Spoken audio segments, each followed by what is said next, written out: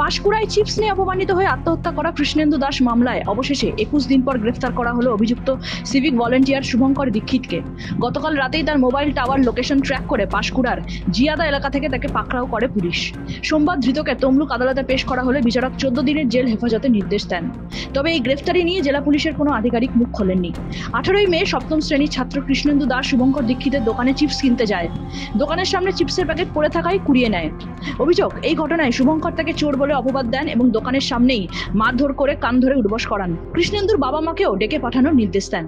মা সুমিত্রা দাস ছেলেকে নিয়ে দোকানে যান এবং সামান্য শাসন করে বাড়ি আনেন, কিন্তু চোর অপবাদে মানসিকভাবে বিধ্বস্ত কৃষ্ণেন্দু বাড়ি ফিরে কীটনাশক খেয়ে ফেলে।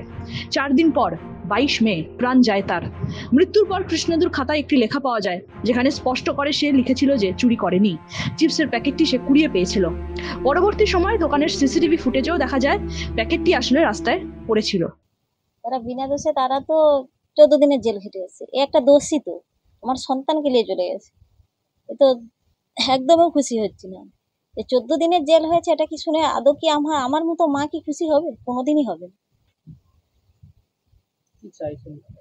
আমি চাইছি ওর যাবজ্জীবন জেল হোক।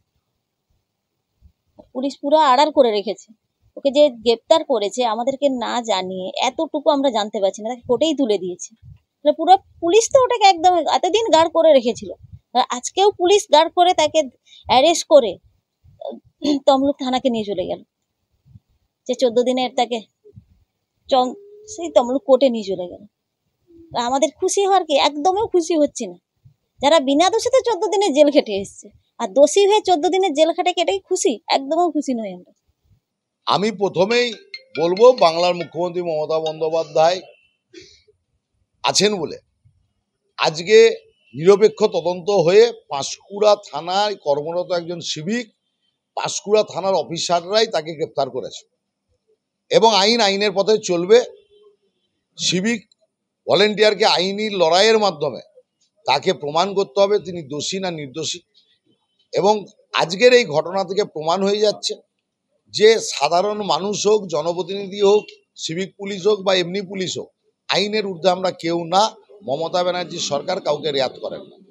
আমরা যে ঘটনা ঘটেছে আমরা আজও দাবি করছি, যিনি প্রকৃত দোষী সেই দোষীর কঠোরতম শাস্তি হোক।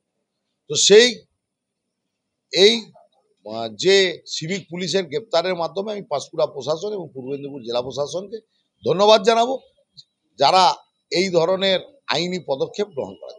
এই যে মর্মান্তিক ঘটনা ঘটে যায় পাঁশকুড়ার গোসাইবিড় বাজারে, যে সিভিকের